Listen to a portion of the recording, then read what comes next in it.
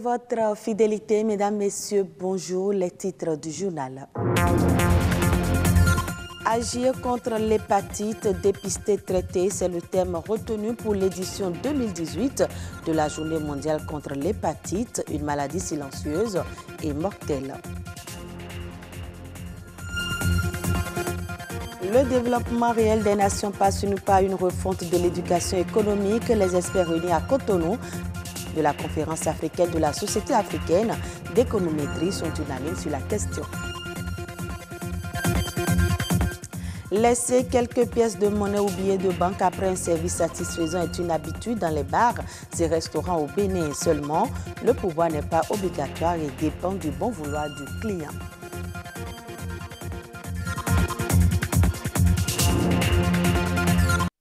Maladie silencieuse, elle tue plus vite que la tuberculose et le sida. L'hépatite est une infection virale qui attaque le foie. Agir contre l'hépatite traité, c'est le thème retenu pour la célébration de la Journée mondiale contre l'hépatite 2018. Mais peut-on guérir de cette pathologie? La réponse dans ce reportage signé Yasmine Damata. Cet homme a souffert de l'hépatite B. Aujourd'hui, il en est guéri et en parle. Les médecins ont découvert que je souffrais de l'hépatite B. Et à la suite des soins qui m'ont été prodigués, on a découvert que j'étais guéri. Tout comme lui, on peut recouvrer la santé après cette infection virale. Mais avant, un dépistage de son état hépatique est nécessaire. J'étais donneur de sang et à la suite de certains dons, on a constaté que mon sang n'était pas utilisable. Donc c'est à la suite de ça que j'ai eu vent de ce que je souffrais de cette maladie. Une maladie virale qui est véritablement redoutable et je la connais particulièrement. J'ai fait le test il y a quelques années, il y a une dizaine d'années. C'était révélé négatif, j'ai fait le vaccin. Disons qu'on peut guérir de l'hépatite C parce qu'un traitement existe. Au bout de 3 mois, on peut être guéri de l'hépatite C. Par contre, pour l'hépatite B, il y a une stabilisation donc, des lésions qui évite d'aller vers des complications.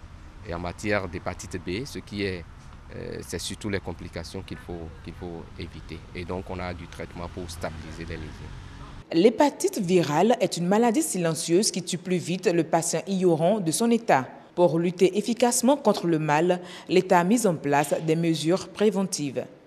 Je n'ai pas ressenti de symptômes particuliers, sauf que je ne pouvais plus prendre de l'alcool, je ne pouvais plus consommer de la bière ou quand je consomme, je me sens très mal à l'aise. Il y a plusieurs actions qui sont menées. Déjà, comme je vous l'ai dit tout à l'heure, le fait que le programme national, l'Agence nationale de transfusion sanguine assure le dépistage systématique de l'ensemble des poches, c'est un moyen de prévention. Le fait de faire la vaccination aussi, c'est un moyen de prévention. Et en plus de ça, nous avons la sensibilisation. Le Bénin et le programme national, le ministère de la Santé accompagnent la société civile dans les actions de sensibilisation. Selon les experts en santé, il existe 5 types d'hépatite. Elle a plusieurs aspects. Il y a l'hépatite A et B et qui sont transmises de façon différente.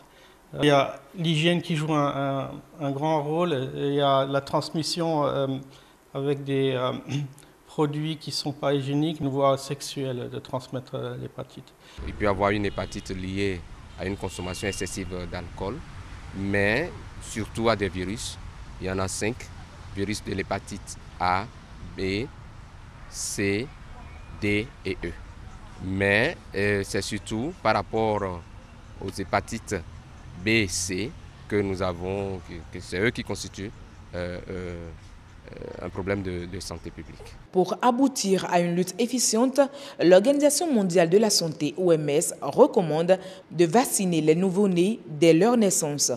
Une action qui porte déjà ses fruits au Bénin depuis son démarrage en 2002. Cotonou a accueilli en début du mois de juillet la conférence africaine 2018 de la Société d'économétrie, une conférence au cours de laquelle l'éducation économique en Afrique était au cœur des échanges. Les spécialistes du monde économique il faut une refonte de l'éducation économique plutôt pour un réel développement. Les raisons du mal-être de l'éducation économique africaine et les mesures à prendre pour une économie quantitative et qualitative. C'est dans ce reportage de Sandrel Sani et Rodrigue Babagbeto. En tant que Béninois et étant à l'étranger dans les pays développés, la question qui revient toujours c'est: est-ce que les pays africains avancent? Et la réponse, qui semble être chaque fois donnée, est affirmative.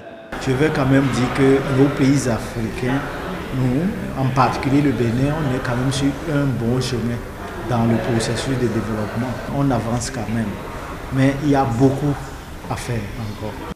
Et pourtant, tant qu'il reste à faire, rien n'est encore fait, dit-on. Pour mieux faire aujourd'hui, les scientifiques insistent sur l'éducation économique, une éducation dont les programmes ne répondent plus aujourd'hui à la demande. Le problème, c'est la déconnexion qu'on a par rapport au modèle de développement. Comme je vous le dis, je suis économètre, mais il a fallu que je sorte à l'extérieur pour pouvoir en fait montrer ce que je peux amener pour le développement du pays. L'économie telle que nous la connaissons, telle qu'elle est enseignée en Afrique, n'est pas l'économie telle qu'elle doit être aujourd'hui. Vous savez, l'économie contemporaine demande beaucoup de maths, beaucoup de méthodes quantitatives, mais lorsque vous allez par exemple dans les lycées où on enseigne l'économie, c'est beaucoup plus du littéraire, c'est beaucoup plus de la théorie. On est toujours en train d'enseigner Adam Smith, d'enseigner John Maynard Keynes, des choses comme ça, alors qu'aujourd'hui, l'économie, c'est beaucoup plus les méthodes quantitatives, c'est beaucoup plus les maths. L'utilisation des mathématiques et des outils statistiques se révèle importante pour mieux comprendre les tendances économiques afin de formuler des politiques plus adaptées. Opter pour des modèles économiques de qualité revient à investir dans la recherche. C'est très important que les jeunes Africains soient formés aux dernières techniques vraiment de l'économie et de l'économétrie, parce que si vous n'avez pas vraiment des bonnes bases en fait, là, sur lesquelles vous devez fonder vos prises de décision, mais c'est très difficile de prendre des décisions qui améliorent les conditions de vie des Africains de façon générale. Aujourd'hui, en général, on préfère peut-être construire 2 ou 3 écoles dans des villages et dire qu'on est en train d'améliorer l'éducation au Bénin ou en Afrique, mais en réalité, ce n'est pas ça. Est-ce que nous allons simplement rechercher des solutions de court terme? Est-ce que ce n'est pas mieux de dire que nous construisons ou que nous développons un plan, une vision à long terme sur peut-être 50 ans, de sorte qu'on puisse, n'est-ce pas, donner les moyens, investir dans de la recherche, parce que les pays européens, la Chine, l'Inde, les pays comme ça se développent sur la base de modèles qui se sont construits eux-mêmes. L'économie devient de plus en plus une science largement partagée avec de nombreux débouchés. L'utilisation de cette science est essentielle pour comprendre les règles en matière de développement. C'est une pratique courante dans les bars, restaurants et autres espaces de divertissement à Cotonou. Après le service, les clients laissent quelques pièces d'argent au serveur. Cela s'appelle le pourboire, un acte de solidarité qui soulage les bénéficiaires. Dans le rang des clients, les raisons qui les motivent varient selon des critères bien définis. Plus de détails dans ce reportage. Pardon? 35 000. Ils sont nombreux, ces hommes et femmes employés dans des bars, restaurants et autres espaces de divertissement à Cotonou et payés en dessous du SMIC à la fin du mois. Pour faire face aux charges quotidiennes, ils devront compter sur la générosité des visiteurs qui laissent parler leur cœur. Ils donnent à dessein le pourboire, une modique somme d'argent versée en remerciement non seulement pour services rendus, mais aussi et surtout pour leur permettre d'arrondir leur salaire dérisoire. Le salaire qu'on leur paye là, si c'est à ça ils doivent s'en tenir, ça ne suffit pas. Et c'est à côté là qui les motive souvent. Des fois même ça dépasse le salaire. Quand tu fais beaucoup, tu travailles pendant beaucoup de temps, il y a la maladie qui est là. Donc il faut essayer de leur donner quelque chose. Parce que dans une semaine, ils ont un jour de repos. Donc s'ils sont conscients de leur santé, c'est des gens qui, quand tu auras repos, tu pourras aller à l'hôpital pour te faire soigner. C'est dans ça qu'il faut leur faire quelque chose. Le montant varie entre 50 et 500 francs CFA. Pour en bénéficier, Les serveuses et serveuses devront compter avec les exigences de certains clients. Quand ça dépend de la manière aussi dont on t'a accueilli. Il y a les servants, vous voyez, ils ont des émotions, des humeurs bizarres aussi. Des fois, même avant de partir, on ne dit tu n'auras rien parce qu'elle n'a pas bien servi, n'a pas bien servi. On se dit, bon, toi, tu n'auras rien. Et qu'on attend même pour prendre tout avant de partir. Geste de sympathie, de charité, volontaire et surtout facultatif, le pourboire s'érige progressivement en une obligation de nos jours. Les potentiels bénéficiaires usent de stratagèmes pour forcer la main aux visiteurs. Les hommes avertis décodent facilement le message. Dans certains contextes, vous avez toujours un petit casier qui est là. Et la jeune femme ou bien le jeune homme vous sert bien. Et quand on vous demande la facture, on vous amène ça dans ce petit truc-là. Et ça vous rappelle bien que vous avez laissé quelque chose aussi. Donc, moi, je suis devenu très habitué quand je vois cet instrument-là. Quand je prends ma facture et je paye, je laisse quelque chose.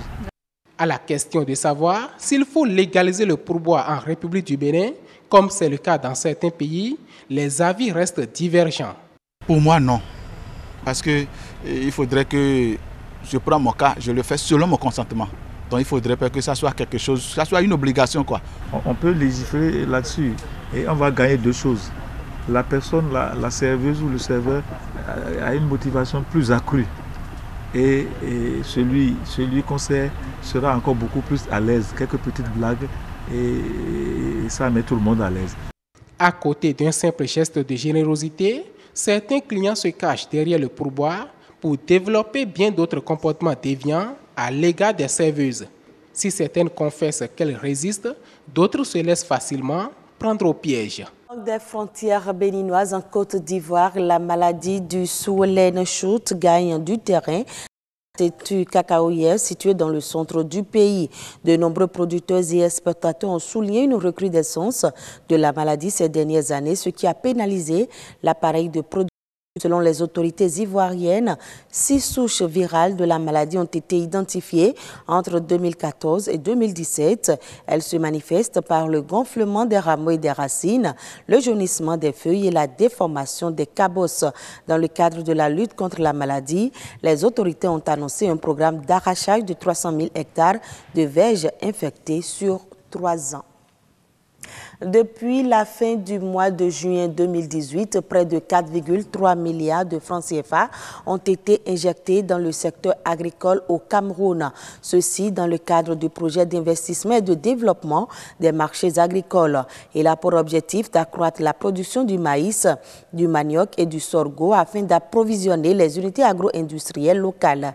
Financé à hauteur de 50 milliards plutôt de francs CFA par la Banque mondiale, 19 projets agricoles portés par des sociétés coopératives sont en cours d'implantation sur le territoire camerounais. L'unité de coordination a ajouté 3 nouveaux partenaires financiers à son portefeuille qui compte désormais 9 institutions financières locales dont 5 banques et 4 établissements de microfinance. 38 sous-projets sont en cours de mise en œuvre. Fin de ce journal, je vous retrouve avec le même plaisir à 19h45.